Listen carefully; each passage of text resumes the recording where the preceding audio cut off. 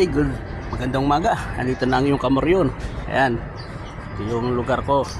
Ayan. Pero ako papakita sa inyo ha, guys. At gumawa ako ng DIY. Ito yung kalan. Ayan. Ngayon, bubuhusan ko ng semento yan. Parang ginawa ko lang siya ng base. Tapos ito yung ano niya yan. Ang tawag dito, tambutso. Kung sa atin ay tambutso nga.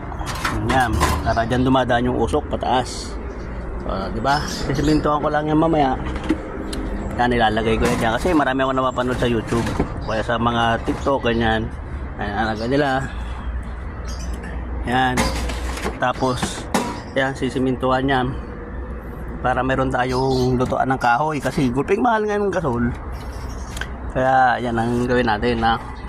Yan, diba? Tapos, ito na yung semento na binili ko. Medyo may sobrang init.